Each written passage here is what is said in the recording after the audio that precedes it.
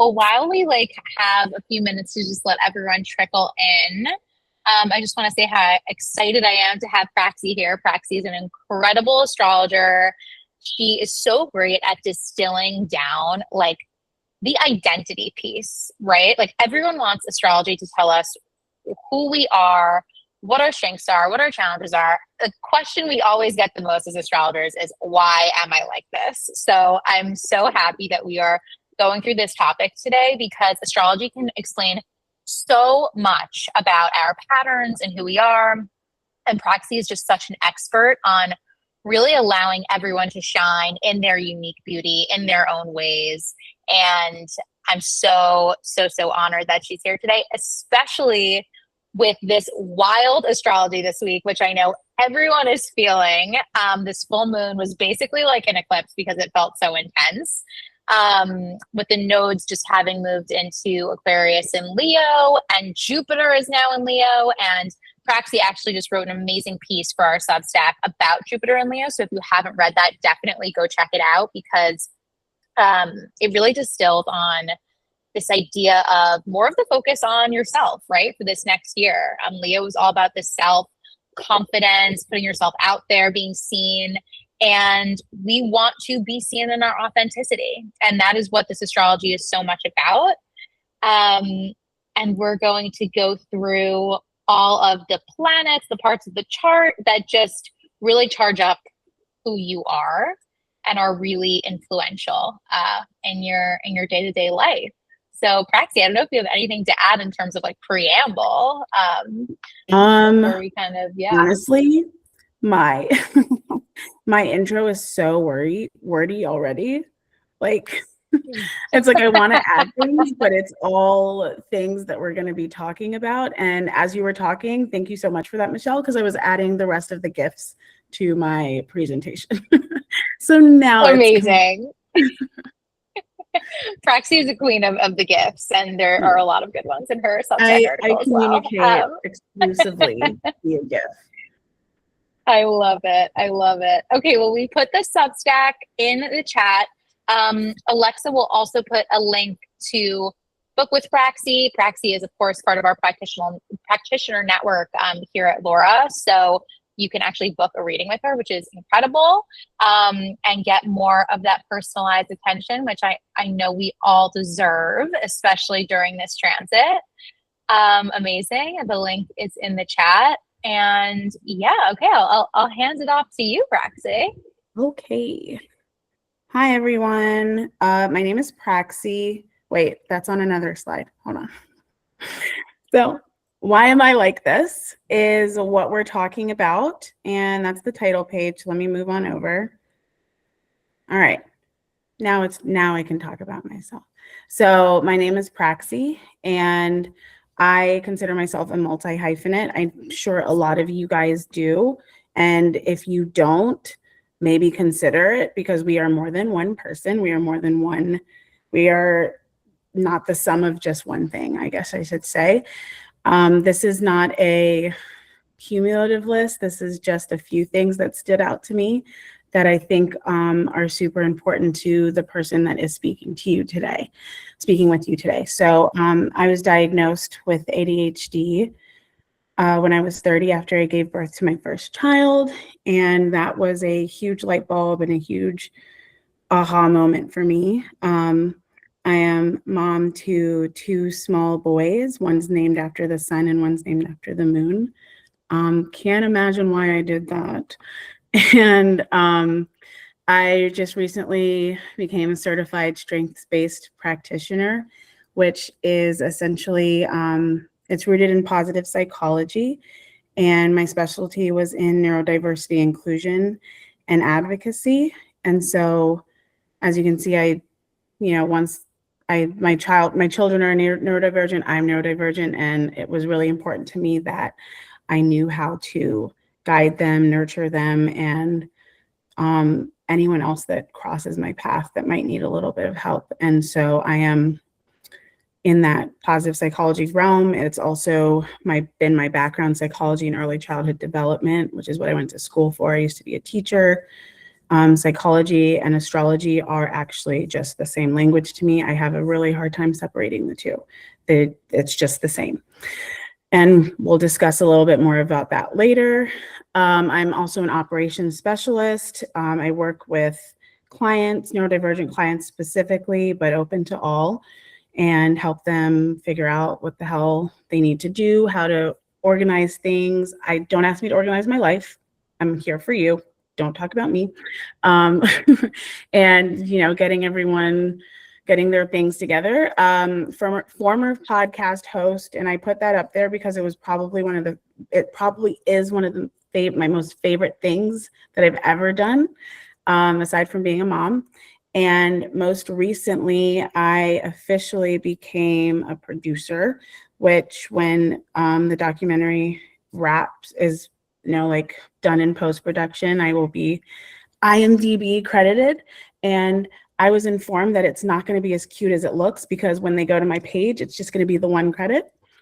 But I'm still super proud of it. And it's a really exciting adventure. And I put this up there because I just want you guys to know that Jupiter is doing the Lord's work. This kind of happened overnight. And I want to say, I had no parts in it, but I did. But also, the timing of it is kind of insane. And so astrology is real, but I'm sure everyone here knows that. Oh, sorry. I switched screens? I'm so sorry.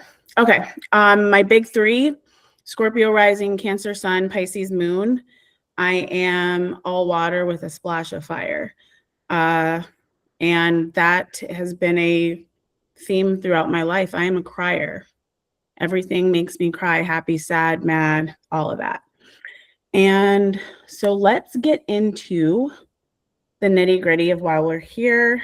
I am not really good at checking checking chat. So if there's a pressing question, if you have to a hand raise or something like that, I will try and keep note of it, but I tend to run my mouth and I probably won't be looking. Feel free to also unmute. I'm more of a collaborative person, so I like to speak with people. So I'm happy to be interrupted if need be. Yeah, okay. All of these have GIFs because that's how I communicate. And also it was really hard to find pictures that were aesthetic. So here we are. So we're going to be going over what identity is. I think it's super important that you guys understand the perspective I'm coming from, because that's how I'm going to be speaking about all of this moving forward. And I'm going to be touching on the big three, your little three: social planets and the nodes. I'm leaving out our larger outer planets because those are generational and they play less of a part in specifically identity as it pertains to you. And it influences if it has aspects and things like that. So I think the most valuable use of this time is to focus on the core planets that we have here, plus a few other sprinkles of fun.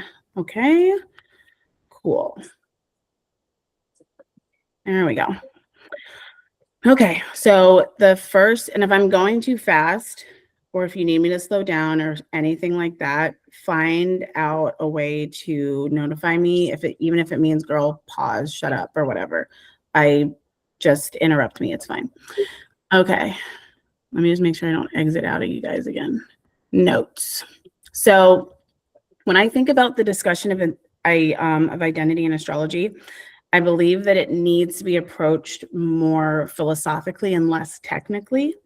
So what you won't see here is cookbook style interpretations, and I won't go through every single planet and sign and house and sign and aspect and things like that. One, because we don't have that kind of time as much as I would love to. And two, because half of the understanding comes from the technical side, and the other half comes from holding the philosophy about it and grasping the broader concepts of life, personality, people, and humans. So you won't find Cancer sun is this, and that's why you're like that. And I want this to be treated like a discussion or even a lecture on identity and how to understand identities so that you can understand your own. What I hope for you to do after this is to go look at your natal chart. And with these concepts embedded in your mind, you can see and understand yourself differently, deeper, or whatever it turns out to be following this. And so the question, why am I like this, is technically it's phenomenological at root. So that means that you're living this life and you have this identity, and your identity is actively being shaped, molded, and cultivated. So you know who you are as it stands, and you can't erase that, and you can't suppress it. So we have to approach that with that. We have to approach identity, the conversation, with that bias in mind, and that's okay. So there are parts of our identity that we can speak to and know and understand, and there are parts that are left.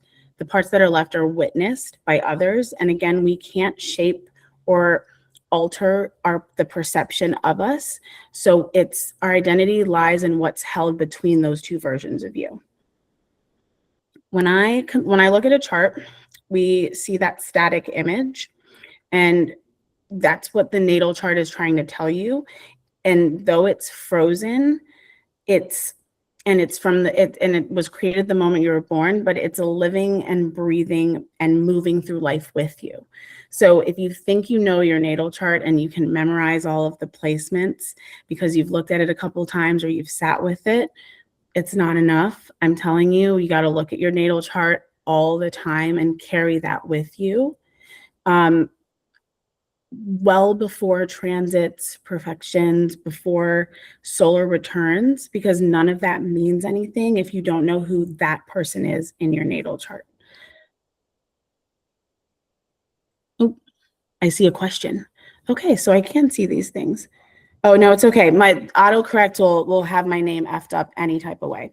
I do whole sign, so thank you for asking. I had that later on in there, but I follow whole sign. That's how I'll be speaking moving forward.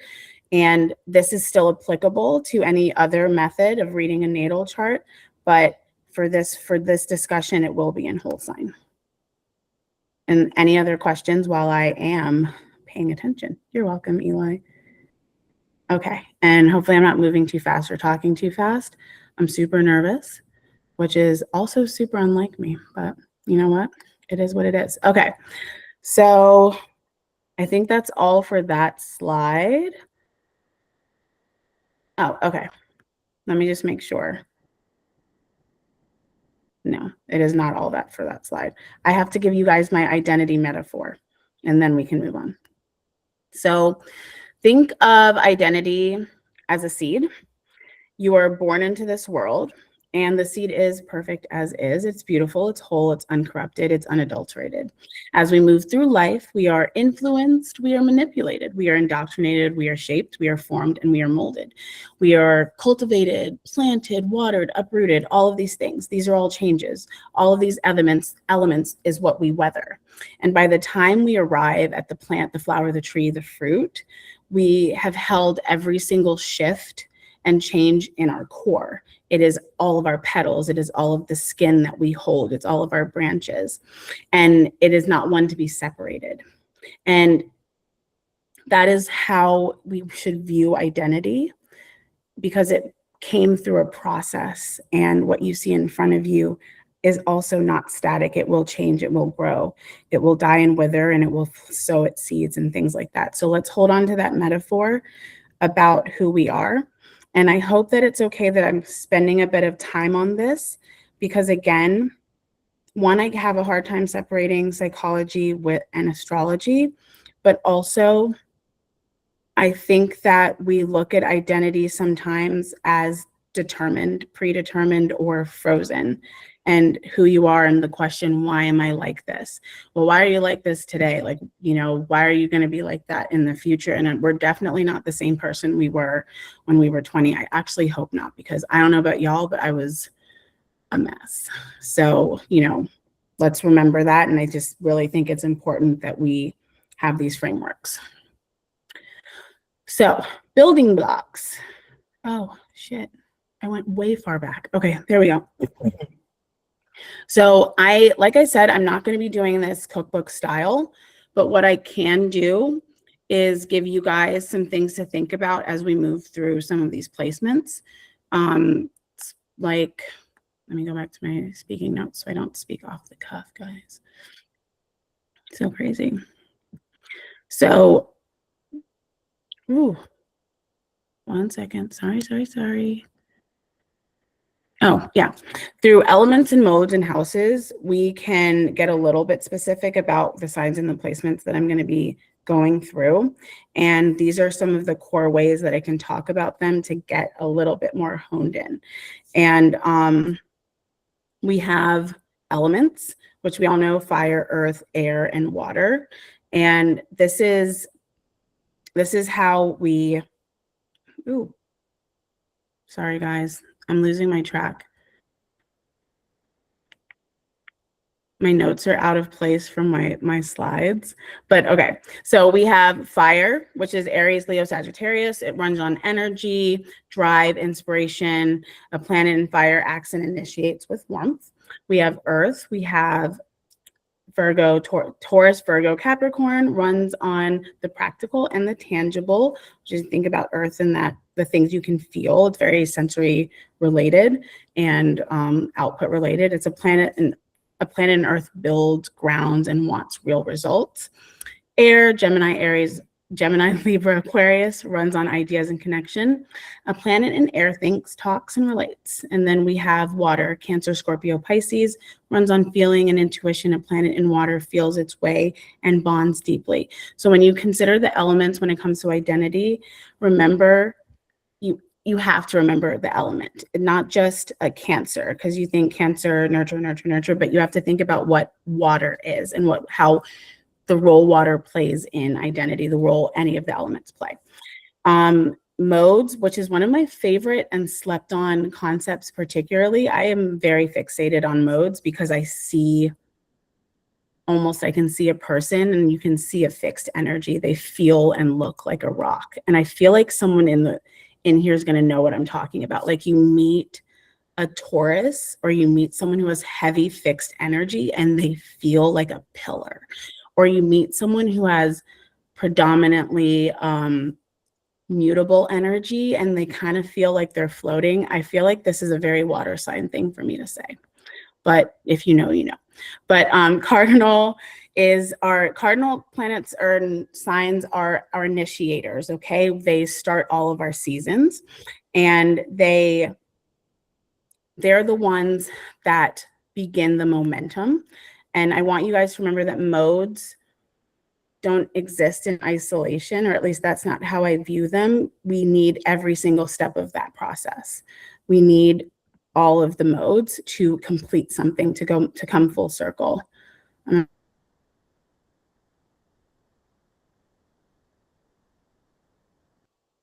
Praxie, you muted suddenly. I don't know how or why. There we go. Is it good now? Good? Yes, you're back. Okay. So fixed holds and sustains. It stabilizes and becomes rooted. This is the middle of our season, and it commits and resists being moved. That's also super important. Mutable is what adapts. This is our flexibility. These are also our transitions, and they shift according to their circumstances. And so cardinal, Aries, Cancer, Libra, Capricorn, fixed, Taurus, Leo, Scorpio, Aquarius, and mutable, Gemini, Virgo, Sagittarius, Pisces. And this nicely transitions into our angular, succedent, and cadent houses. I think that's on another slide. Oh no, it's on this slide. Okay. And if you notice that on a natural, when I say natural, I just mean the just plain natal chart without a person attached to it, the first house is ruled by Aries. And so we have 1, 4, 7, and 10. These are our angular houses, and they line up nicely with our cardinal energy. Succedent houses line up with our fixed, and cadent with our mutable. Also worth considering when you have placements in these houses, because we have to think about the energies that we're embodying via planet, via house, via sign. All of that is super important. And this is also why some people start to study astrology and then promptly close that book, because it can get really convoluted. But I'm hoping that in the workshops that you're doing, and in this workshop particularly, we can isolate some concept and look at it just as it is, and then later on add that nuance and add those deeper meanings. I hope so far I'm making sense. Okay, good. And yes, you guys will get this email, or you guys, I know that you'll get like the full breakdown of this. And if you need more information, I like talking about astrology, so please ask me. So next we're doing our big three. So when it comes to identity, our rising, this is why everyone really, really wants to know your birth time. It is, without it, we don't know where any of these things are happening. We don't know, a Cancer sun in isolation. I can't do much with that because I think, was it Laura? Did you guys put out like the most sun signs or something like that? The most people was it Cancer? I don't know. It was Cancer or Virgo. I don't remember. But like, there's a bunch of us. Like, there's a bunch of us born in the summer. That's just how it is. So what do we do with that? How does that separate me from the Cancer that's sitting next to me? And that comes from my birth time and all the other things in the location. However, the rising and the chart ruler are not the same thing. The rising tells us who our chart ruler is, but they serve different functions. So I want you to remember, this is whole sign. So this is when I say that the rising sign sets up your entire chart for you to know where every single placement is. In whole sign, that places whatever sign is in your first house perfectly in the entirety of the first house, even if you're at a late anaretic degree like myself, which I'm at the 29th degree, and I'm a Scorpio rising still, not a Sagittarius rising, though the whole anaretic argument, I digress. So the chart ruler is who rules your rising sign. And this is where this might be confusing for some. So I'm going to put it in these terms. This is the space your life actually plays out in, as in, take a Scorpio rising, we can do our modern ruler, which would be Mars, or our traditional ruler would be Mars, or modern, which would be Pluto. And you look at where those planets are, because the themes of that house are going to be vital in how you live your life. For example, a Pluto in the first house would likely mean that person and transformation, depth, control, and power are themes of their life and themes of their body specifically, because it's the first house. Or conversely, in the seventh house, if we go on the opposite spectrum, that has a lot to do with their relationships, their most intimate relationships, and power struggles, likely, if we're looking at Pluto specifically, have a lot to do with their identity, and it is tied to another person when we look at the seventh house, if that makes sense. Let me make sure I'm touching on everything I need to. Yeah. So rising sets you up. Oh, and then the self that is received. So this is for rising sign. We always say this is our first impression. And I don't love that phrasing, because we can put our best foot forward and it's still not received right, or it's not received well. So I always like to reframe this as the self that is received. And this is the strengths-based practitioner in me, because sometimes it's entirely about the person reading you and what they're coming with and what they see in you. And so I think that absolving us of the entire, weight of what we put forward and giving some of that to other people is really important, because half of it is the foot we put forward, and the other half is what they pick up, right? And they're not always going to be the same. And there's one that we just don't have control over. And so your identity, and this goes back to when I said your identity is, who you are, who you know, and also what is witnessed, like what other people see. And we can't force them to be together. So we have to see what that is in the middle. And I'm taking those heart reactions as like that this is kind of landing. And it is a bit philosophical and non-specific, but again, when we're talking about identity, I will never claim to know all 37 of you individually. And so the best way to have these conversations is to take a step back.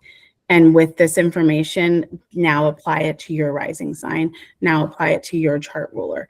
Figure out where you play out your life. And if it helps, I can, because I forgot to, I meant to, I can pull up my natal chart so we can look at it. I can pull up a natal chart so we can look at it. It's easier to talk about myself because, again, I know myself, but, you know, I'm happy to wing it with somebody else. All right, chart ruler. Everyone's good? Am I on mute by accident? No, good. All right, so the sun. Thank you guys. I need that positive reinforcement. Well, all right, stop. I'm working. This is serious. I'm a professional. You guys are stroking no, I'm not even going to tell you. By the end of this, I want you guys to guess where my Venus sign is. Okay, just hold on to it, but guess by the end. All right. Back to work, guys. The sun. So the sun is my favorite. I just love the sun. This is your spark. This is your life force. Let me go back to my notes because I ramble so bad. Praxie, stick to the fucking notes. All right. The sun is your life force. And when we talk about it in regards to identity, oops, you gotta move out of the way. When we talk about it, this is the ember that lights up your whole life. I think about it in the sense of when you were born, that was your spark. That was the spark, the life that you were given. When all is dulled, when all is diminished, when all is dark, this ember is the one that is still lit. That's what I want you guys to remember. So if you were to close your eyes and think about when nothing is left, what keeps you grounded? What keeps you here in this realm and it's not a what as in like I like cute and like I like cute outfits or I love pasta. Pasta keeps me grounded. It's not that. It's more when you think about you and when you think about nothing else and what you have left stripped down to nothing, who is that person, that like light? And I can see it, and I don't know if that's because I've been doing that for a while, but think about that, try that, and sit with who that looks like, okay? Because that to me is what your sun is. That's what they mean when they say vitality. It's a soul, that kind of energy. It's the sun, it gives us life, but that's what our sun is. Look at me, I was winging it, just me rambling. Okay, it's your life source. So if I said that, I said that. Time and time again. Yeah. So where you find your spark being reignited time and time again is often where your sun lives. Do you reinvent yourself? Are you a Scorpio sun? Because that's that rising from the ashes and burning down and rising from the ashes. Do you pride yourself on how people know you and how they meet you? Are you Leo? You have that Leo pride and how people revere you. Is your sun in the first house, and is it tied to your body and those impressions that people have on you? Is it in the seventh, and is it wrapped up in your relationships, your romantic relationships, your business partnerships? Is it in the fourth house and in the home that you cultivate? Is it in the safety of your immediate environment? And I use the word pride intentionally because of the sun being the ruler of Leo, right? Pride is part of our identity. We have pride. We are proud of ourselves. And that is okay. It's when pride overrides all else, then it's a problem. But having pride in yourself and the thing you're proud of at your core, that's sun energy. And I think about where my sun is in my chart. It's in the ninth house. Cancer sun in the 9th house. And I pride myself on long-winded lectures. So this is pretty accurate, you know? Thanks, guys. So let's see. Think about the sun. Da, da, da. All right. I think that's it because I honestly went off script, but that kind of encompasses the sun when it comes to identity. So make sure you're thinking about that life force in that way. So let's move on to the moon. This is our Miss Vulnerable. This is our exposed nerve, is what I like to call her. And this time I'm actually just going to read word for word what I wrote. Then we come to the moon. I actually wrote a transition that doesn't even make sense for what I'm saying out of my mouth. Insane. This is our emotional container, and the moon should never be slept on. We cannot overstate the power of the moon. It is a luminary for that reason. It is one of our 2 lights in the sky. So it holds everything that can be shaped and processed through emotion. And remember I said it's a container, so it holds it. It doesn't exactly do anything with it. It holds it. It's just like that well, it's water. So water kind of takes on the shape of the container that it's in, that kind of thing.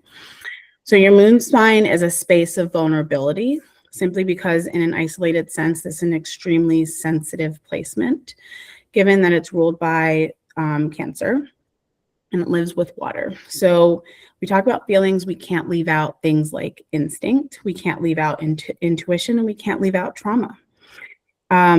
We can't leave out anything our bodies and minds process through emotion, through whatever emotion we felt in those moments.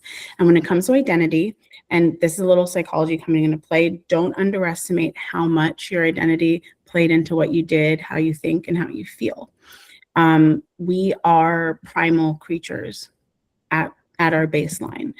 We are higher level thinkers, of course, but I'm sure all of us can remember a time we just reacted off of impulse, off of nothing but pure emotion, or conversely, we did something and we can't figure out why for the life of us we did. And it's worth it to wonder how much of how you were feeling shaped that action or influenced or informed the thing that you did. So this, let's see. All right. So this is one of the harder placements, I think, for people to grasp when it comes to identity, because I think we think a lot about how we react, how something happens, and then we react. But we also have to think about what we're meeting a situation with. So, let's see. Let's talk about trauma, and I'm going to talk about trauma not to focus on negativity, but it's the easiest way for all of us to universally understand what I'm about to say. So if we look at a Pisces moon, for example, in the 5th house, imagine what happens to that person if their creative spark was crushed at some point, maybe in their youth, for example. Think 5th house, creativity, self-expression. What if that was squashed in a Pisces moon? What happens to that person when they turn into an adult, right? So what about I had another really good example. Imagine a Gemini moon in the 7th house that went through a really bad breakup in their teen years. How would that person handle future relationships moving forward? How would that person respond to the opportunity to be vulnerable again? And for a Gemini moon to begin with, vulnerability wouldn't be something that just came super naturally. But if that had been something that was harmed, what shapes that? And this is what I mean when I say that our natal chart is not static. It is going to be manipulated in some way. And let's look at the word manipulation as a neutral word in this sense. It's going to be affected. And so we have to look at what a Gemini moon would do in the 7th house with trauma, and then how that person is in this moment with having processed that. And so when we look at how the moon influences our identity, think about all of the ways in the past we have held on that emotional container, we've held on to something. And how does your Pisces moon hold on to that? Does it let it go? Does a Scorpio moon let it go? Does a Cancer moon keep that grudge? Because they're pretty tenacious. Does a Aquarius moon even give a fuck? You know, we don't know because that person knows, but this is worth considering if that moon was in the 8th house. You know, do they turn inward? Does that get a little bit dark for them? Do they, if they're in the 9th house, do they turn to spirituality and like turn into like an evangelist, a zealot for that matter? Do you like, you see how these kinds of things kind of form this pattern, right? And so on and so forth. So these are negatives, but they're the best way to drive that point home. Maybe something happened and you experienced financial trauma and now you're good and you're just fine. It's safe to say you'll never act again based on, you know, you'll never act the same based on any kind of trauma that is it safe to say, I'm sorry, is it safe to say you'll never act again based on any kind of trauma you've experienced? And no, it's not. Our subconscious is a very unpredictable thing, and that is the moon. What we can't predict, but what we can better understand is the way in which we process those kinds of things. And, you know, the opposite can be said for joy and for happiness and for love and things like that. But yeah, trauma is the best way to kind of explain those concepts. Am I moving super fast? Am I talking super fast? Because to be very honest, I have no recollection of anything I've said before. I'm going to peruse the chat really quickly just to make sure. Let's see. Good. Does this, just for like clarity, because I meant to do a poll, but the way in which I'm talking about this, does this feel applicable to your chart despite the fact that it is a bit removed from specifics? Yeah, good. All right, so I'm just giving you guys this kind of framework. Okay, good. And I also just want to say that I'm an experiential learner, and I often take an astrological concept and then go look at my chart. And if you can understand it for yourself, you're that much closer to understanding it for other people, right? Yes, it is important to go over it after this, because what I'm speaking on is a philosophy. It's not technical. These are philosophies that you need to think about. Yes, and it is for me, and not everyone learns the way, the best way to learn something is, you know, like sometimes my husband will like say something fucking crazy. And so I'll pick up his natal chart and be like, okay, you know what? I know why you're like that. I know why you did that, you know? And I do it all the time. It's a evolving and continuous conversation with yourself. And then you're going to start looking at other people and understanding how that works for them. So while technical learning is so important, you guys have to kind of embody it at the same time. There you go. Yeah, you pause and you're like, you know what? that part of me is coming out, and you can see how these things influence you. All right, let's move on to our little baby threes. Let me go back to my notes. This is our mind. I had a really good quote and I didn't write it down, but let me read what I wrote first and maybe it'll pop up. It was a really good quote. Okay. Mercury is how you perceive, process, and translate your reality into a language that you can understand, and then back out into something that someone else can understand or the world can.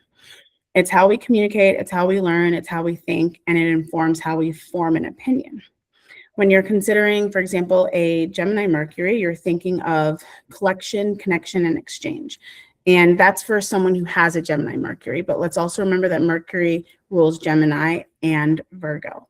And so if you're looking at the mercurial energy in the lens of like Gemini, it's collection, connection, exchange. That's Gemini duality that you have. When you're thinking of a Virgo Mercury, whether it's the placement itself or the mercurial energy, you're thinking about sorting, discerning, refining, and producing. This is that being of service and turning something, that earth energy, turning it into something tangible. The mind needs to be able to do both, which is why Gemini Mercury can rule both of these planets, and they operate and they have different aspects to them, but we as a mind need both of these. I had a little excerpt about the role of the little three that differs from the big three. So these are pillars, and where the sun, moon, and rising form your identity and kind of hold the shape of your identity. This is the Mercury, Venus, and Mars are kind of how you express it into the world and how you receive the world into you, that kind of thing. This is where influence comes to play. And your chart ruler, your sun, your moon are influenced, that kind of thing. And remember, again, keep in mind element mode. Keep in mind where the house is, if it's a cadent house, a sedent house, or an angular house. Let's see. Yep. Okay, so that's Mercury. So desire to be useful, blah, blah, blah. What are you going to do with what you know, with what you think, and with what you have access to in your mind? That's what Mercury represents. Okay, I remember the quote. It was something like that your perception can only go as far as your introspection. Okay. And so while we look at Mercury and we look at the mind, and we can look at the house it's in, if it's in the 12th house, in theory, we can go everywhere, anywhere, all at once, because that's just the unknown. That's the doorway. That's the ocean that's unexplored. If you look at it in the 6th house and you are so focused, your Mercury is so focused on the day-to-day grind, and think about what happens then when you look in, like you're kind of looking in at the surface level, the mechanics of your body.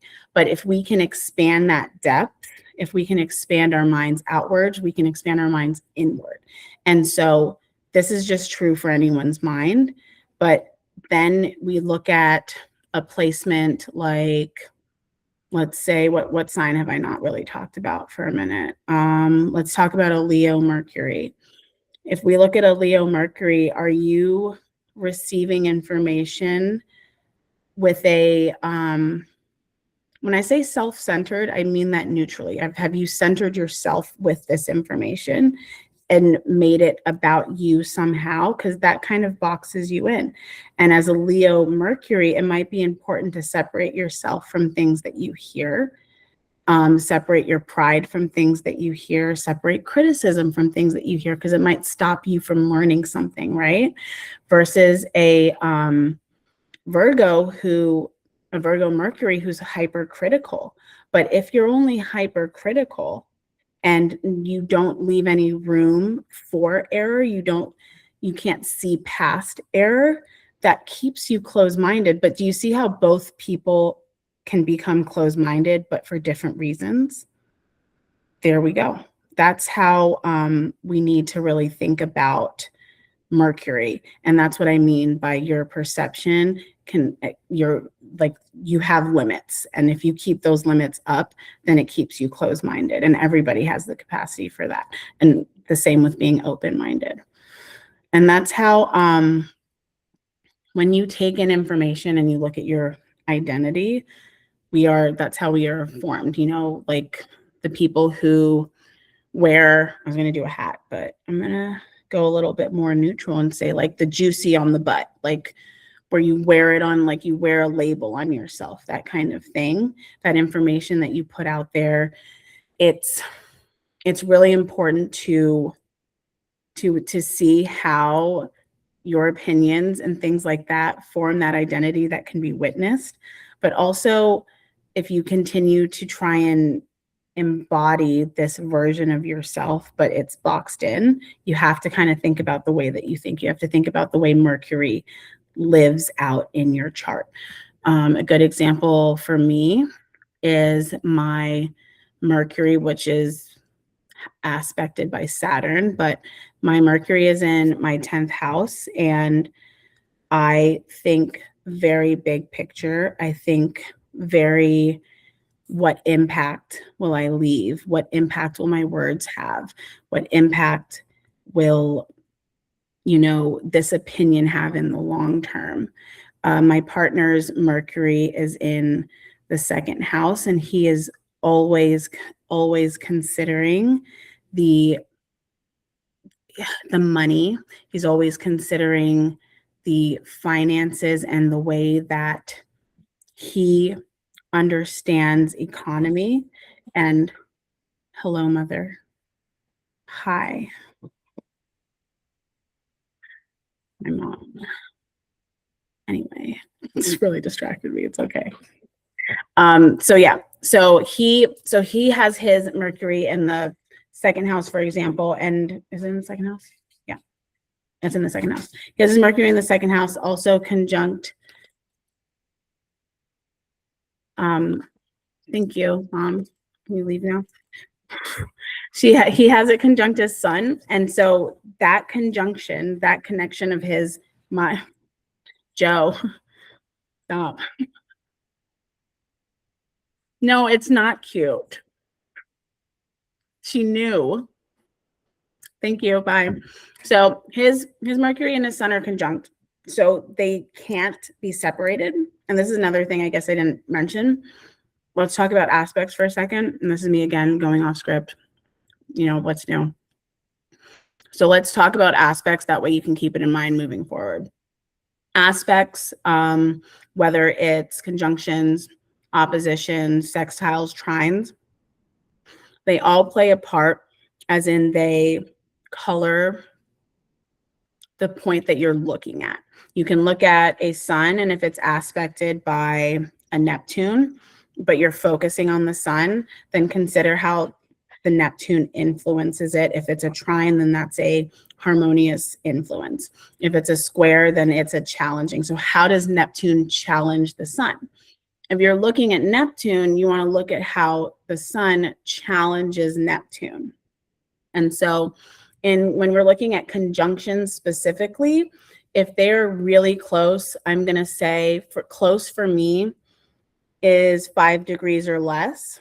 But that's not my orb. I consider my conjunction orbs are about 10 degrees. I actually keep them wide. But if I'm talking about a conjunction and I'm linking the two together and I can't separate them, for me, that's 5 degrees or less. That's just me. It can change for an astrologer. Sun conjunct Jupiter. We should talk. That's really cool. A sun conjunct Mercury, for example, his is under like 2 degrees. They're the same. You cannot separate the two. His mind, his speech, his thoughts, all of it is mercurial. All of it is Gemini. All of it is about speed. In the 2nd house, he focuses on economy. He focuses on how money moves, and that shapes the way he considers everything. He can always tie something back to economy. He can always tie something back to the financial security. He is actually very hyper aware of his financial situation and his upbringing and his current financial situation, and everything he has done since his upbringing led him to have the financial situation that he has now. And he is moved with this in mind. He does not make a decision without considering how secure he's going to be. And that's his sun and his Mercury working together. If you have an opposition, you're going to usually have this kind of dance. And again, focus on one. You can talk about both at the same time, but my method is I focus at one and then ask myself how that other one is pulling and how I'm pulling back and how that one's pulling and how that one's pulling back, like a seesaw. That's that opposition working. So that is, what was I talking about? Aspects, but that's how Mercury comes to mind. That's how Mercury plays into our identity. These are action players. They're not your identity. They influence your identity. All right. Moving on to the heart. We have Fez. This one's so big. Okay. So this is so it's really funny. I spoke with my astrologer friend, Joe, and initially I wanted to call this our superficial ego. And after I sat with it for a little bit, I didn't love the language because I think at face value, it can be misinterpreted, and having to explain it kind of defeated the purpose. So this is Venus is what you love, value, and find beautiful. This is your sense of your own worth and what you feel and what you deserve. With Venusian energy with Taurus is your value through your body, touch, and constancy. So there's that fixed energy again, and that earth energy, because it's very sensory and it's very rooted. Our Taurus is the dig deep. It's our bull. It's our stubborn. It's our force. When we look at Libra, Venusian energy through Libra, that's value through relationship, fairness, harmony. And I'm going to add aesthetics into that. Okay. That is the overall look and the feel. It's vibes. It's all vibes, man. That's that Libra, that Venusian Libra energy. But let me also read my script. Venus is your heart. It is what you love. It's what you value. It's what you find beautiful.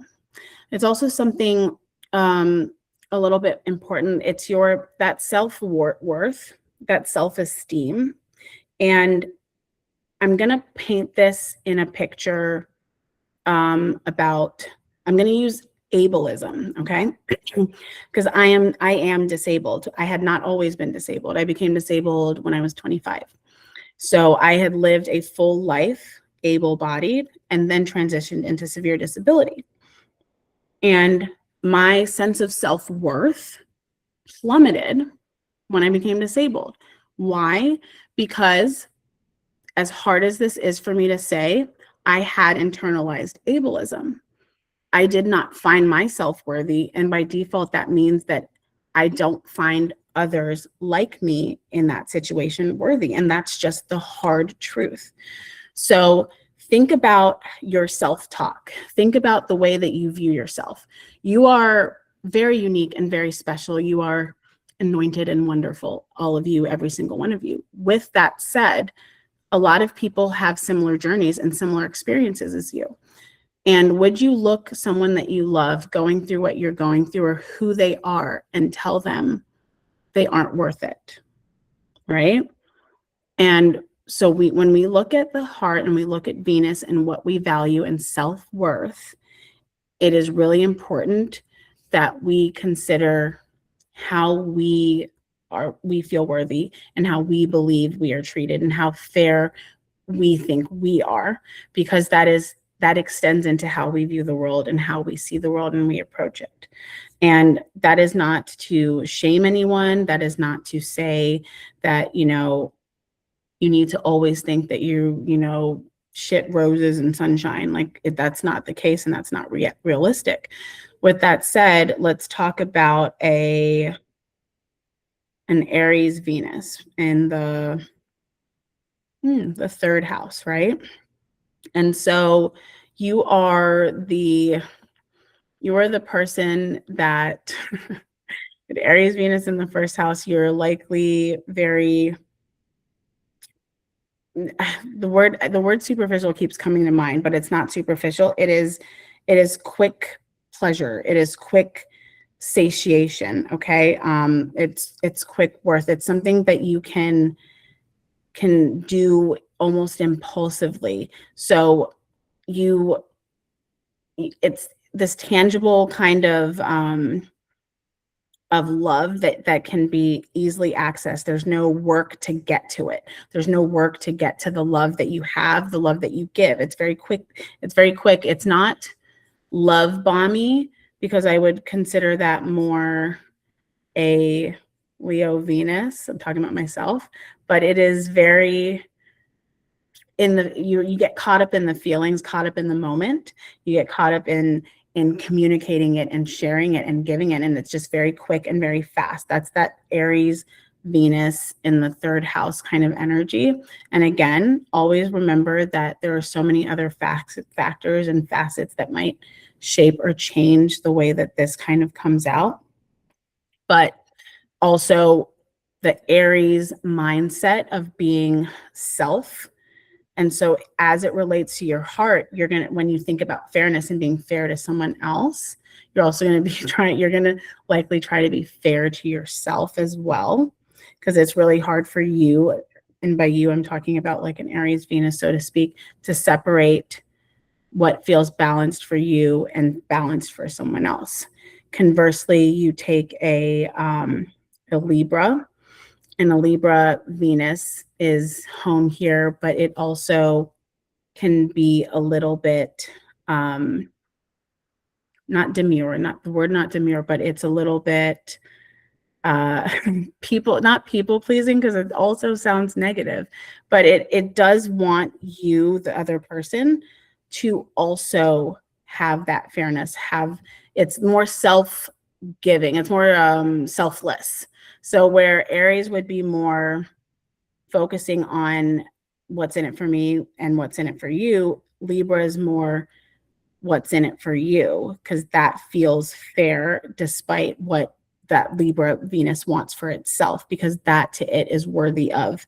That's how it shows love. That's how it is. I hope that kind of makes sense. And if it doesn't, please ask me to elaborate. I am happy to, because I ramble and sometimes I go back and forth on things. So let me make sure that, oh yeah, okay. The house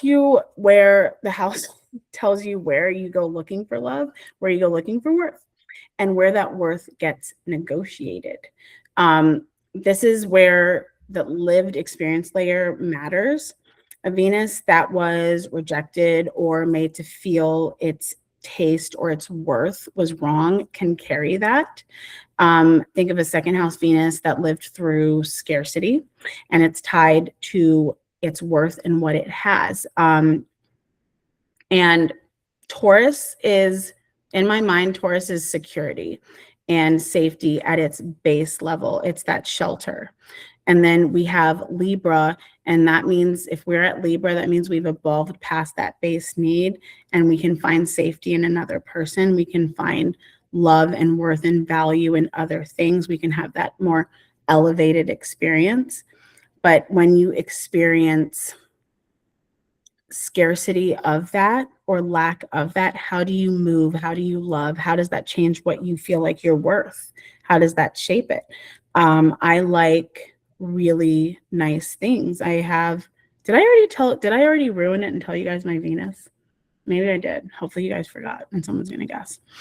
My way of showing love, my way of giving love is tied to whether or not I feel like I am worthy of it, but it is because I'm still seeking it.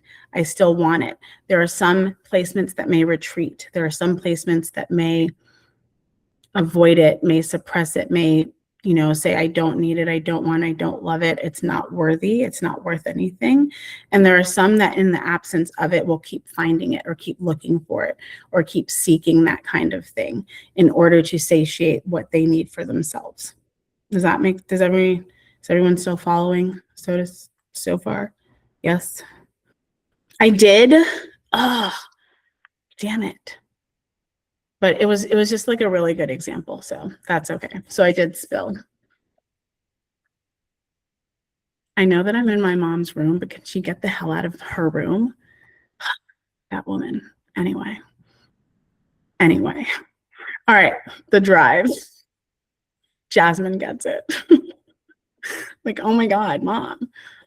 I'm an adult woman and she needs to like just not. All right, anyway. So, okay, drive, Mars. That's what I'm talking about. Let's see. This is Mars. Okay, I didn't make the slides this way, but how I think about Venus and Mars are like our desire axis. These are together, they kind of shape the way and the whys of our lives, you know, our motivations, so to speak, if our motivations are corrupt, or if we're coming from a good place, I usually look at both Venus and Mars, because both of these placements are self-serving in that way. Mars ruling Aries, which is the self, and Venus ruling Taurus, which is our self-esteem and our self-worth, and Libra and our aesthetics and beauty and things like that. Those are, I call them like our desire axis. But let's go to the drive. So this is our motivation, stamina. It's your action and your reaction. It's how you go after what you want, how you respond when someone or something pushes against you. And where Venus is what you are drawn to, Mars is what goes and gets it. Yeah, that's that desire axis, right? So underneath all of that, Mars is your relationship with your own will, which I think is a really interesting way to reframe that. So how do you handle your drive? Some people think about ambition. Some people can be really galvanized. That's not the right word. Some people can really be motivated by their ambition and really go for it, no holds barred. And some people can be intimidated or ashamed of a thing they want and not act on it. And so I feel like Mars has a lot to do with that relationship and how you see it and how you go about getting it. I consider myself ambitious, though my Mars would definitely say otherwise, in that it is not fast. It doesn't move quickly. It doesn't move as quickly as my Mercury mind would like to picture the thing I want. And it doesn't move as fast as my Venus heart would like to have the thing and embody the thing. My Mars is the antithesis to that, essentially. And so think about how your Mars influences, not simply just how it goes to get the thing, but how does it influence your relationship with your will to keep going, your will to attempt it, your daring, your boldness in that sense. And now we have to look at modern and traditional rulership energy, because that, in the Aries sense, Martian energy is just raw drive, raw want, and it's direct and it's single track minded. I want it, I got it, I need it, I have it. In Scorpio, it's way more strategic, it's calculating, and it's also all or nothing. And that to me is also that Phoenix energy, where it's, if I can't, that if I can't have it, no one can type of energy, Scorpio type of vibe. And it is controlled and it's deliberate and it's methodic. And that does influence it regardless of the sign that your Mars is in.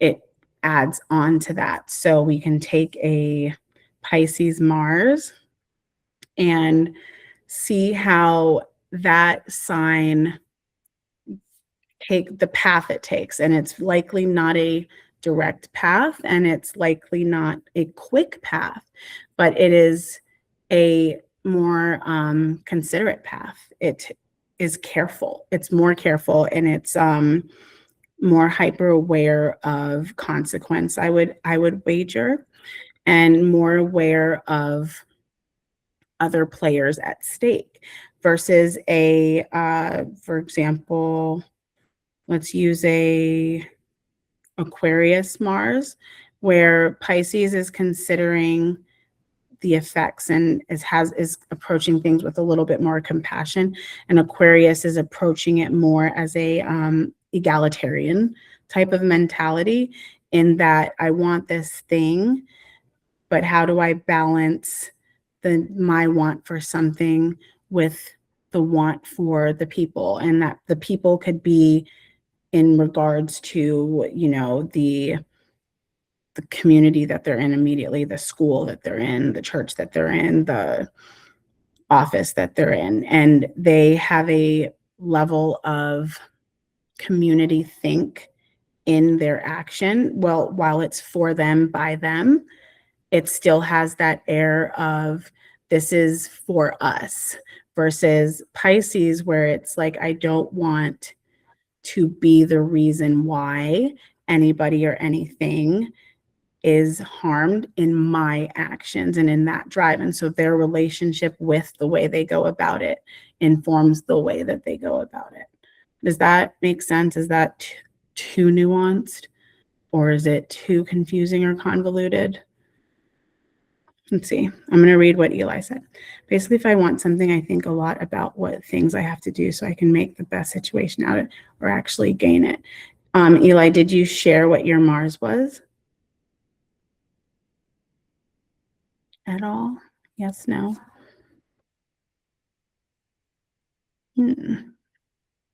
Virgo Mars. There you go. That's very careful and that's very meticulous of you. Yeah, that tracks. Analytical. Okay, yeah. Yes. And we're all, and you could argue that we're all analytical in that sense, but if you think of the way Eli is describing it, he says, I want something, I think about what things I have to do so I can make the best out of the situation. He's basically curating a list. He's organizing his thoughts. He's organizing his actions. He's making a plan. That sounds really exhausting. And I don't mean to poke fun, but that's my Virgo Mars. That's my Taurus Mars. Like, I'm too tired. And that's what I mean when I say my Mars moves way slow, because I view Taurus as like that, like, woman on like a chaise that's like, paint me like one of your French girls. Like bring me the grapes, you know? If it requires any kind of like manual labor, any kind of physical labor, I'd rather sleep. And that's not every Taurus Mars. That's not every Taurus Mars, but that's kind of how I picture it. It's slow moving. It's kind of like, I'll get there when I get there. It's not wishy-washy. It's deliberate. Like, if I took the step that was intentional and because I wanted to, because I had to go to the bathroom and get up off the couch, not because someone made me do it, that kind of thing. Yeah. Leo Mars is saying, just do it. It's a good thing that you don't let go of building your, yeah. Okay. Sorry. I could sit here and we could like yap in the chat all we want. One thing that I have learned about myself and learned about my version of astrology is that it is very biographical, psychological, and phenomenological, which means that I love a case study. I love to see a person live their life and then go back and like look at their chart and be like, wow, it's crazy because you guys are like the same. Like, it says it right here, which is like a retroactive way of doing that. But it's my favorite way to look at astrology because I just fully believe that we as people evolve and change, and without fail, that natal chart is going to say exactly who you are in that moment. I think it's so cool for that reason. Did I read everything about Mars to make sure that I'm covering everything, guys? I want to make sure I'm doing this whole thing justice. Also being mindful of the time. Wow, I'm moving really slow, or not. Let's see, Mars is a good place. There's any television stories, seriously. Yeah, okay. So if we're looking at the houses for Mars, see, this is where you compete. This is where you spend energy. This is where you get angry. This is where you get motivated. Someone, let's see, 25 is too much. So you're looking at Mars, you can ask me openly. Okay, this is also what, look at Mars as where and why you say yes or no to things, and what you do with when you're challenged when you're faced with a challenge and how you react to that challenge. And then consider, and this is where it gets really layered. So you consider how you react, and that motion, that action, that's the Mars. How you processed that is the Mercury. And if you feel like you have been wronged or if you've been slighted, that's kind of the Venus there talking. And this is where I said it was a little bit of an ego. It's a little bit of a superficial ego, because that self-worth has a lot to do with the ego. And then you take all of that juice and that mixed up stuff, and it comes back to your sun sign and your moon sign. It all just gets, and this is something that my colleague Joe, my astrologer colleague Joe said, and it's that these are all filters. It all gets filtered and distilled until it's something. And we keep parts of it, we let go of parts of it, and we give back parts of it. It's all kind of connected in that way. And that's why people are so confusing and odd in the best way, like in the best way. Okay, so now we're going to go to social planets. Oops. You got it? All right, does everyone see that? Okay, good. Because I clicked out of it and I was like very confused for a second. Okay. Oh, good. Oh, that's right. You're only looking at one of my tabs, not my 15. So social, you guys are so encouraging. Seriously. Ugh. I'm very lucky. This is a great group. Thank you guys. Social planets. So this is where we stop talking about just us and we get a little further out there, and we get a little bit with these bigger planets, the influence isn't the same. It's just not the same. I'm not going to really, yeah. So they work differently in that Jupiter and Saturn are these forces that grow and shape us over time because they have these lovely cycles. So Jupiter is how we expand, and Saturn is how we get pruned into form, how we get shaped and built. They move slowly and they work in Jupiter has the 12-year cycles, and Saturn, if you want to be technical, has like 7-year cycles, but also we have like their Saturn return, which is every like 28, 29 years. And those are the ones that we know. We have like our Saturn return, then we have that midlife crisis that we see played out in tropes and TV. So they move way slowly, and they give us time to, you know, for us to learn a lesson, have a lesson, grow, and then come back to the next cycle and kind of see where we are, where we left off, and play off of that moving forward. And when I say sky daddy in this regard, I'm not talking about God. I am talking about our social planets, particularly Jupiter. I just see Jupiter and I just think, yeah, that's sky daddy, you know, like he just feels like that. Love me some Jupiter. Jupiter's fun. If personal planets on a planet, blah, blah, blah. Yeah, there we go. Okay. Now let's talk about growth. So we have our reach. We have this is Jupiter is where we reach for more. Meaning, experience, growth. This is where our faith, optimism, our want for excess is. This is, and I like the way that I phrase it, this is our impulse to become more than that seed, to kind of stretch out and to dare a little bit. And traditionally it rules Sagittarius and Pisces, and modernly it just rules Sagittarius. And it's also home in the 9th house of higher learning, philosophy, higher education, beliefs, religion, all of those kinds of things, dogma, that kind of stuff. And back to my script. Gosh, man, I'm just like a loose cannon tonight. So Jupiter is where you reach past your current edges and you go for more meaning. And so we are not who we were when we were 12. And think about who we all were as a human person at 12.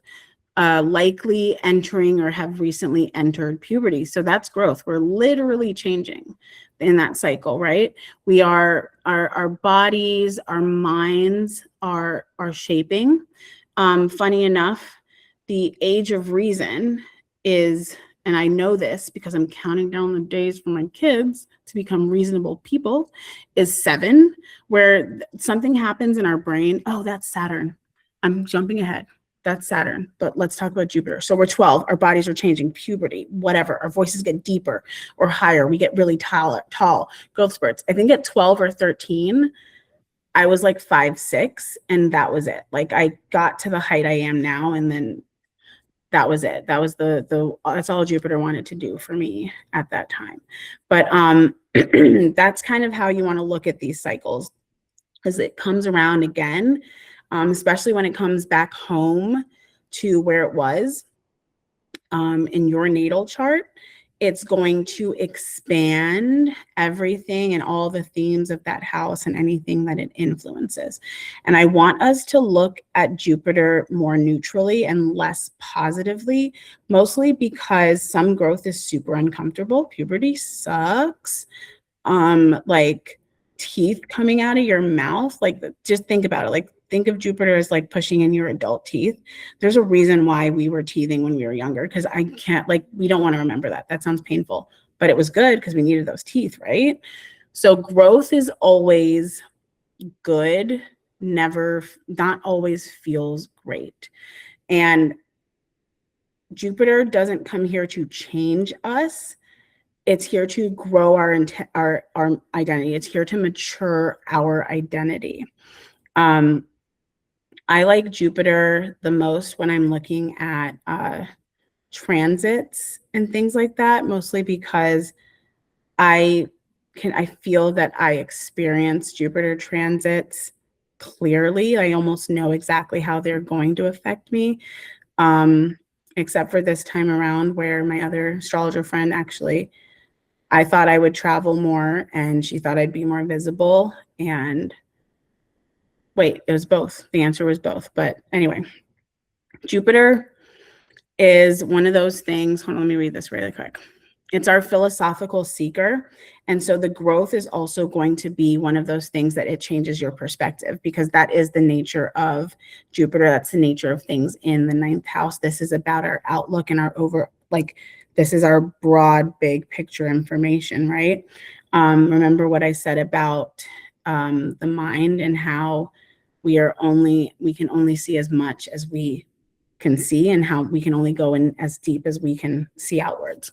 And so Jupiter is here to kind of show you, especially when it transits, but your natal Jupiter, where it lives, is where you're going to access the most expansion of your thoughts, your beliefs, the things that shape you into a mature adult, and the ways in which you grow and better yourself. And so a Jupiter in the, in the first house, a Jupiter in the first house here, let's say I want to say like an air Jupiter in the first house, that kind of not mentality, that kind of energy there is one that can honestly touch a lot, and it has that capacity, and depending on the aspects that it has. But you put a Jupiter there, and an air Jupiter, we can do a Libra, for example, or have I not? I've done Aquarius. We can do a Libra Jupiter in the first house, which is quite amazing. Actually, you probably look like a stallion with a badonkadonk. That's like another, anyway, I digress. So a Jupiter Libra first house, you have this, but you guys get what I'm saying though, because you had a Jupiter in the first house that it's giving tall. It's giving like big energy, big, but also big physical presence, right? And then Libra rules like the lower butt place. I've never met a Libra that didn't have a really nice gluteus maximus. So kudos to you guys. That's really nice. So we have Jupiter expanding all that it is. I thank you for thinking of funny. All that is expanding who you are physically and the way that you grow physically. I'd argue it also affects the way that you weight affects you, the way that you gain weight, the way that you carry weight, the way that you how weight like easily sticks to you or falls off of you in that sense. Growth in that you walk into a room, because this is also kind of how people receive you. When you walk into a room, you are not noticed.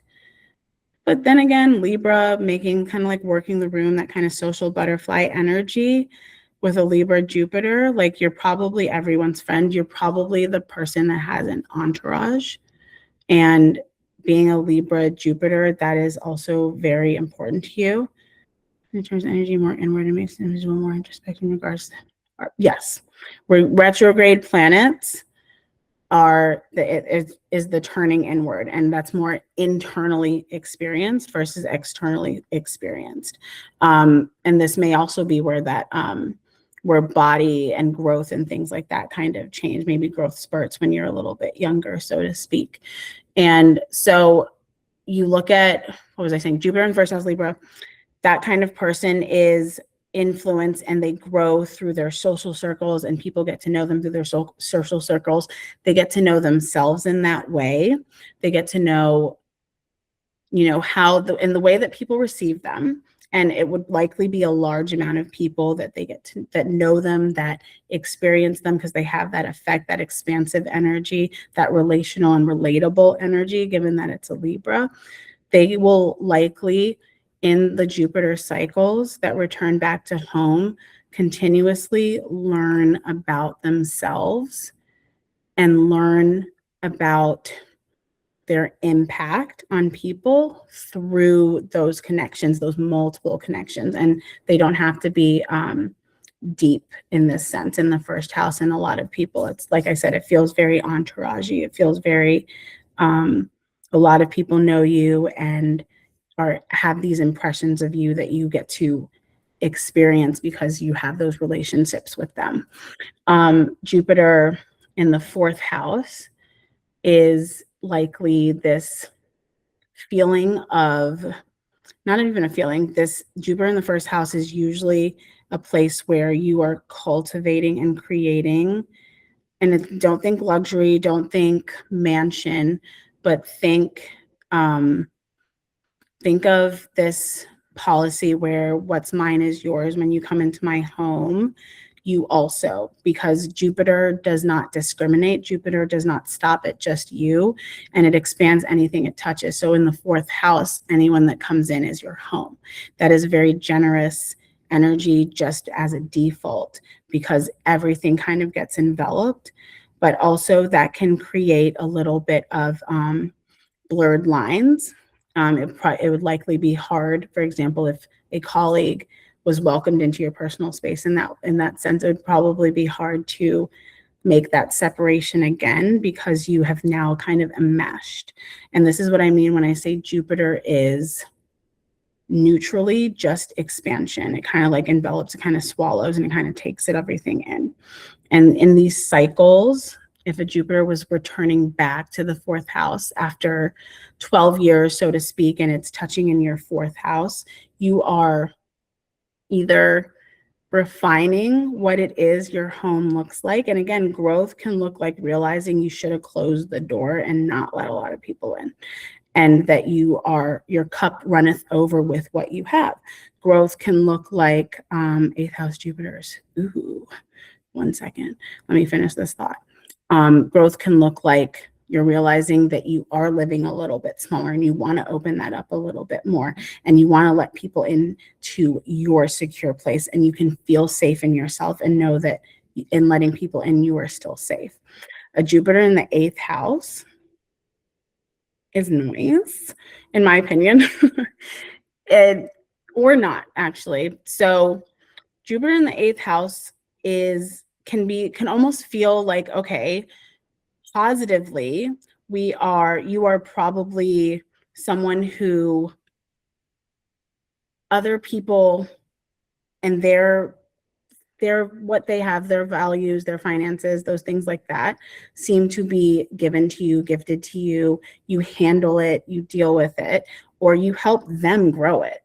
That's another way to look at it, is that you may not be receiving it and pocketing it for yourself, but you are helping in expanding someone else's value and someone else's assets in that sense. Conversely, this could mean, because the eighth house kind of rules occult and hidden things, you could be, it's giving witchy, you know, it's giving like very witchy, spiritual, deep expertise.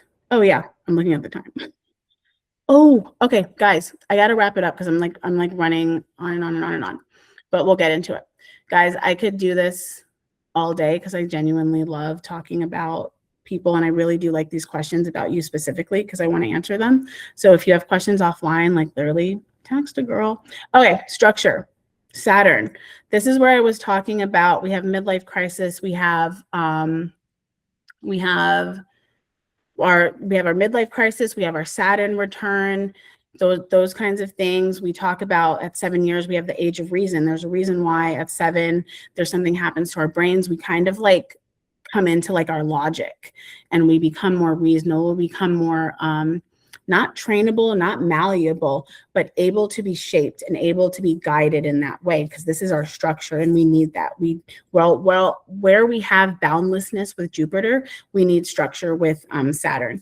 And again, these are not exactly our identity, but these are things that influence and shape it and touch on it, manipulate it, so to speak. This is also where our limits live. This is consequence, and this is mastery over time.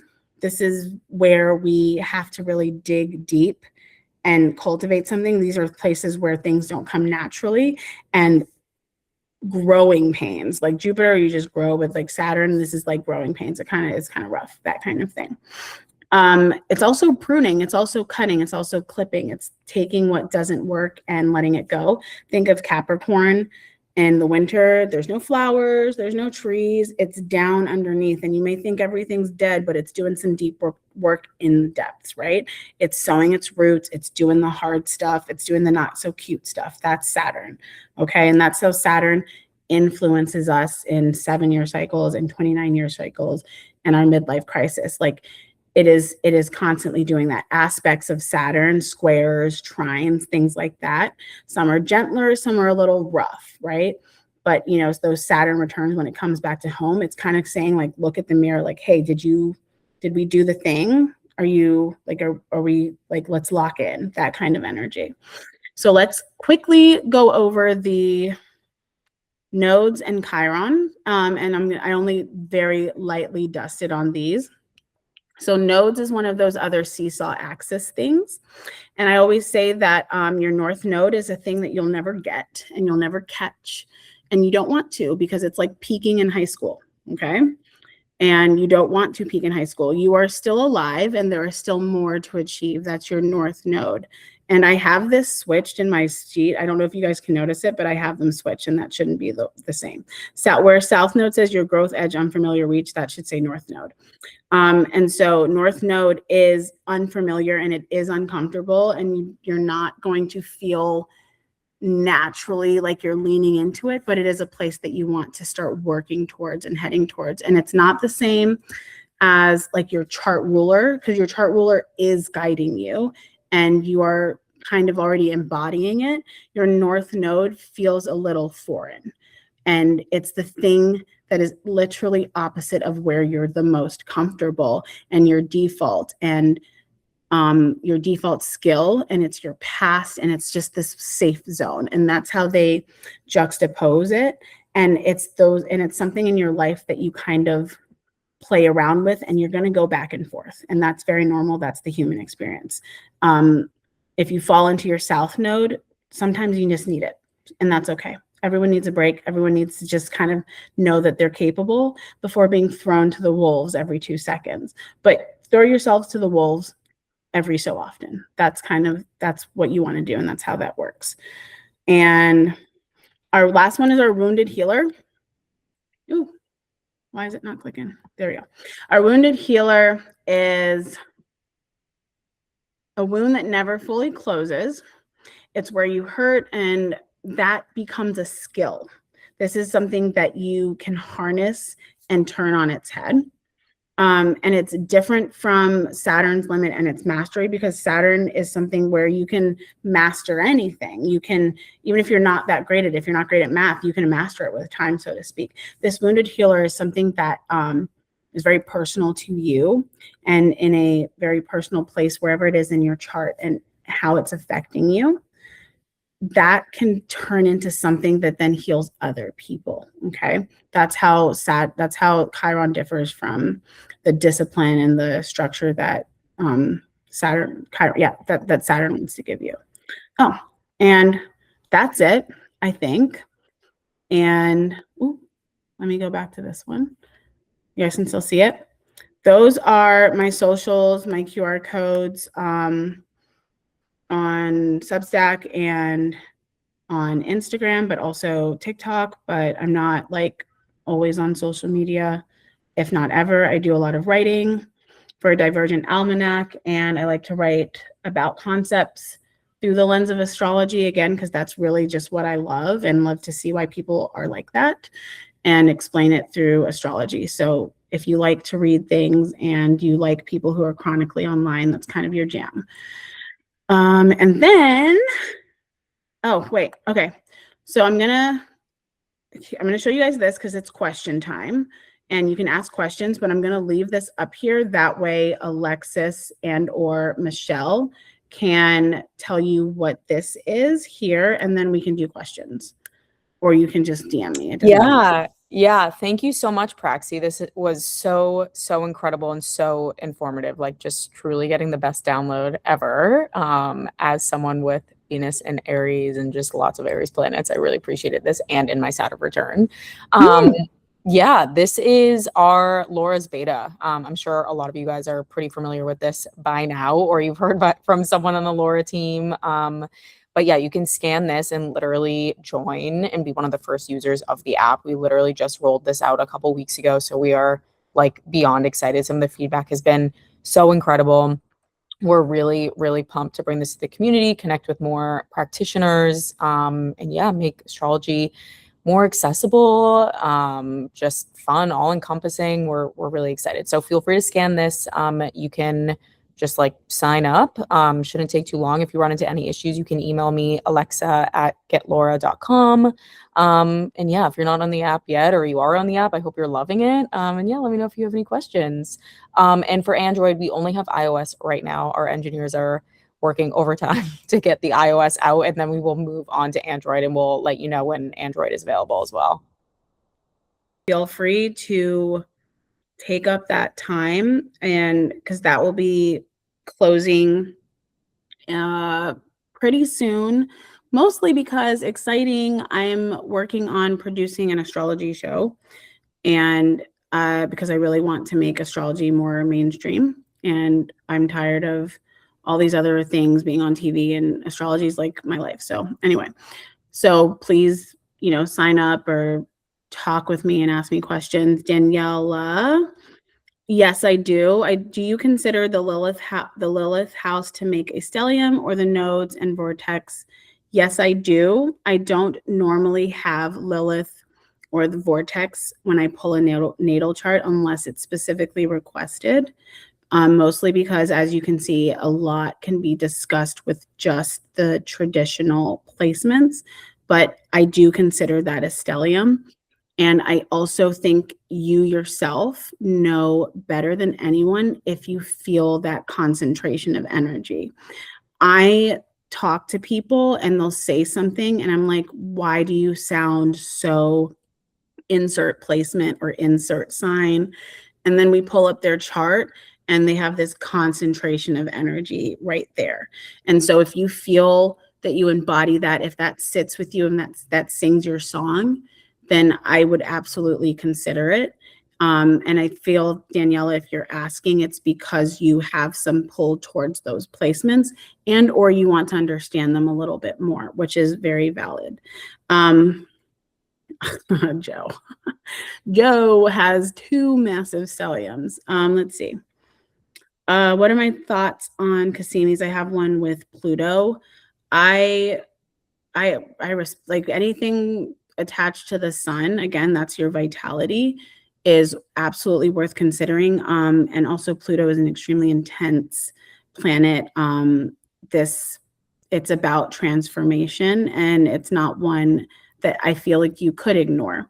So regardless of my feelings, I think that if you have one of those, especially with Pluto, you feel it. And that's a house worth sitting with. I hope that answers your question. And you're welcome, Daniela. Let's see, also have moon aspects with Pluto, so both of my luminaries are affected. Yep. Oh, do you have a trine square with your moon and sun? So my Pluto is in my grand trine, and it's definitely a theme, but it's also my chart ruler. So there's that. But if it aspects your moon, then it's absolutely worth considering. It is likely pulling on a lot of things internally and manifesting some type of way out externally, again, depending on the house that it's in. And so if you look at your chart and you see that placement and you have a question, ask. But if you think you're feeling it or experiencing it, you'll know better than any one of us. But looking at your chart, I would be able to say a little bit more. Sun square moon, sun conjunct Pluto. Yeah, girl. Yeah. So my moon squares Pluto, and yes, and Chiron Pluto conjunct. That's very intense. And that is, in my head, the word regeneration keeps coming to mind. And it tells me that there's a theme that's being recycled over and over again and will continue to be recycled over and over again, especially with that wounded healer. And that means that it feels like to me, I hear and see a level up, as in every time that you break something down and build it back up, you've gained a new skill, like you've gained something more to learn, something to pass on, like you've evolved in that sense. And it does not come without its woes, especially with it being square your moon. And I feel like the way that I'm picturing it, your moon is that trigger. It triggers your moon and filters through this, what is it, a stellium, Pluto, Chiron, Sun, that kind of thing. Do you believe some signs simply aren't meant to be, like some charts just won't work together? Or is it more nuanced since free will is still a choice? That's a really fantastic question. If you had asked me a couple of years ago, I would have said yes. But now, no. I think there are too many factors at play when looking at synastry to just ixnay a pairing in its entirety. And, a toxic person is a toxic person, regardless of what's in their chart. You could have the most compatible chart and that guy's a fucking asshole. So I don't think so. I think that it's really important.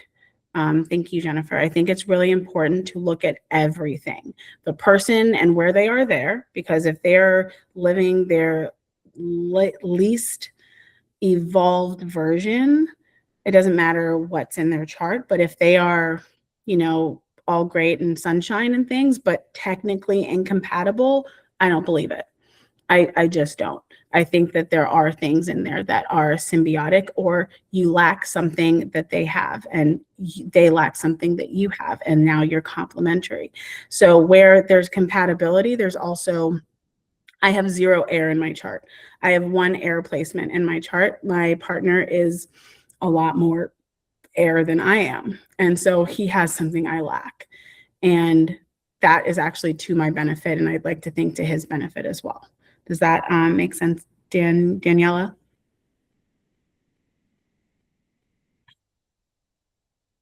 Yeah. Where's your Saturn? I have a friend who thinks of things through a structured way. A lot. Very Saturnian. I don't know, Cancer. Oh, what house, may I ask? And where's your Mercury? That one too.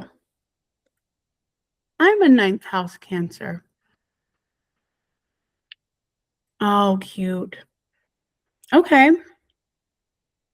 All right. Mercury also Cancer in the 9th house. Can I know your rising? That's the last question, Victoria. What year were you born? Why is your chart very close to mine?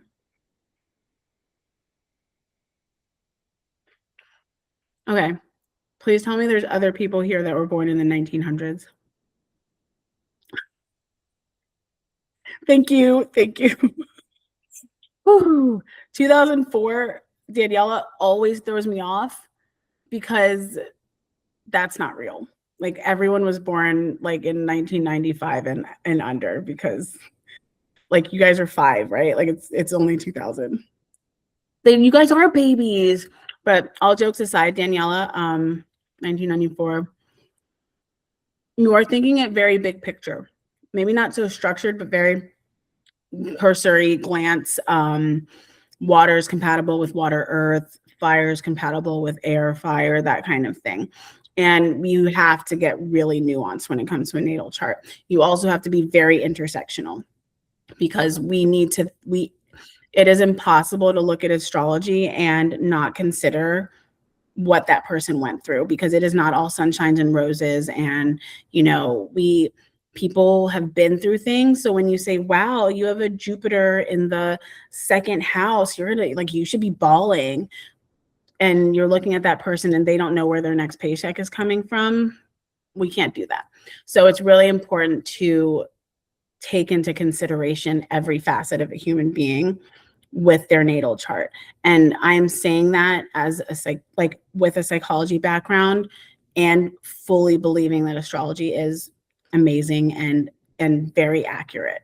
Those two things can be true, but only if you're considering all of it.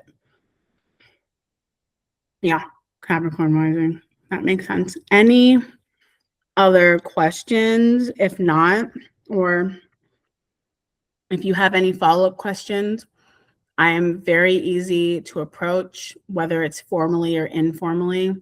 You don't have to pay me, just talk. I like talking about astrology. I would do it for free, man. It's just fun. It's really fun. And I think everybody needs to know themselves, truly. It'll make us all better people. It really will. When we're kinder to ourselves and we understand ourselves, we have way more empathy for other people, except people that don't deserve empathy. We all know who we're talking about. I won't get into it. But yeah, it makes us all the best versions of ourselves. Yes, like we cannot walk around without any kind of self-awareness. That's just insane. Like that's how you end up being offensive, offending people, just bumbling through the world, that kind of thing. How does 0 degrees affect placements? I have 3 placements. That is organic, unadulterated, raw baby energy. That is that planet, or is it a plate? Let's see, you said you have 3 placements. It is operating in its purest form, and that means at its highest and its lowest levels it has that capacity. But also then consider what house it's in, and then the sign.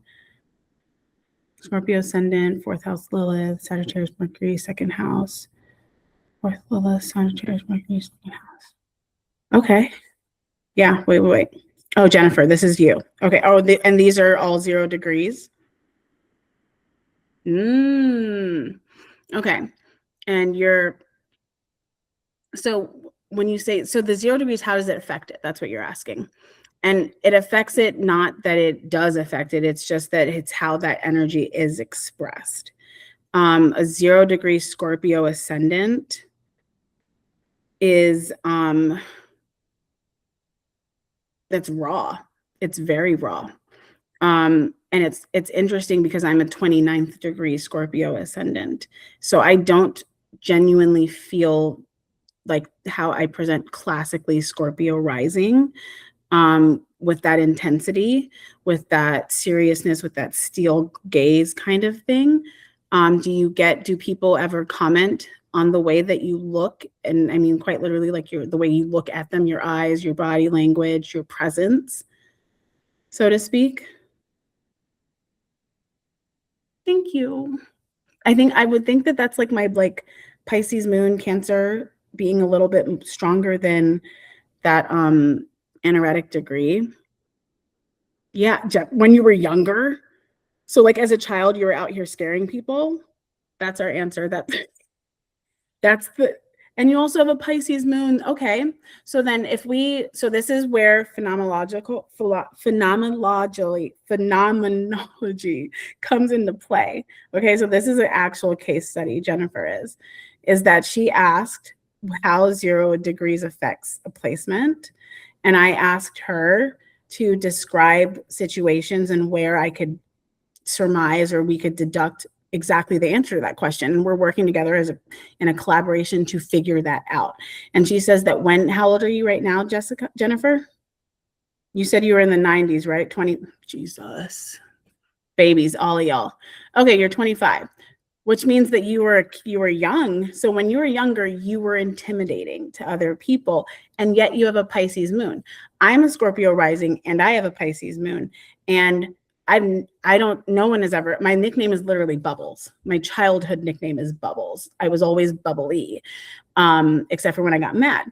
And so that's all to say is that it seems like your 0 degrees Scorpio rising is quite strong, and Scorpio is quite intense. It is the intense sign. It's the piercing one. It's the, like I see right through you, that presence, because while Scorpio may not exactly be the most powerful, it will tell you and show you that it is powerful. It will want to show you and demonstrate that it is. And so if that's just the presence that you had as a kid, that's crazy. And that to me is how your 0 degree energy, at least that Scorpio ascendant, kind of presents itself. Also, the way that you are engaging in this chat and your 0 degree Mercury, Sagittarius Mercury in the 2nd house is very on brand. Very engaged in the conversation, very chatty with that Sagittarius Mercury, asking a lot of questions to know a little bit more. That's the curiosity of that Sagittarius, right? That yearning for more, information to take it in as quickly as possible. Yeah, I would say that your 0 degree placements operate naturally and purely. Oh, yes. Oh, yeah. Please do. Thank you.